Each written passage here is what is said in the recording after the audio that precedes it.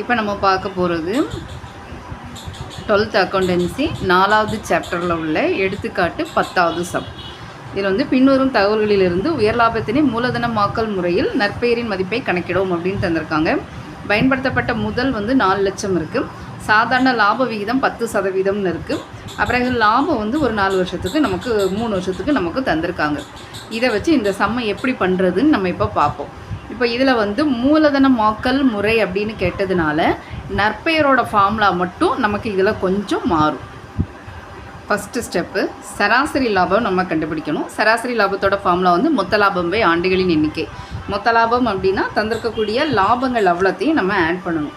நமக்கு கணக்கில் என்னெல்லாம் தந்திருக்காங்கன்னு பார்த்திங்கன்னா 62,000 ப்ளஸ் 61,000 ப்ளஸ் 63,000 3 வருஷத்துக்கு தந்திருக்காங்க. அப்போ ஆண்டுகளின் எண்ணிக்கை 3. இது அவ்வளோத்தையும் நம்ம ஆட் பண்ணும்போது நமக்கு என்ன வருதுன்னு பார்த்திங்கன்னா 1,86,000 ரூபாய் வருது பை 3. அப்போ 3ஆல் இதை வகுக்கும்போது நமக்கு 62,000 ரூபாய் வருது. இதுதான் நமக்கு சராசரி லாபம்.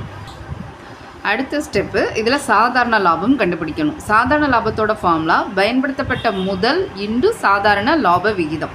பயன்படுத்தப்பட்ட முதல் நமக்கு சம்மில் 4 லட்சம்னு தந்திருக்காங்க.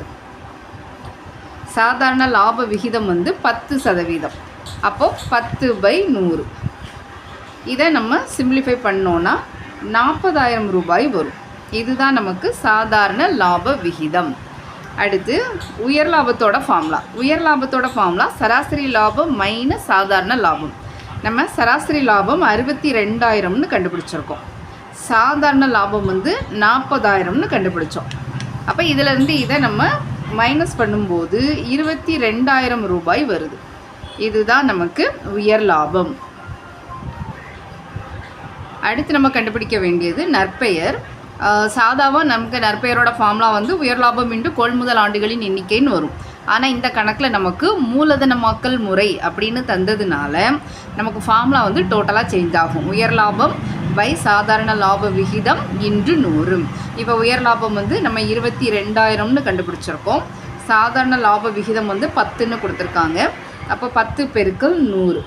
ஆன்சர் நம்ம இதை சிம்பிளிஃபை பண்ணோன்னா 2,20,000 ரூபாய் வரும். இதுதான் நமக்கு இந்த கணக்குடைய ஆன்சர்.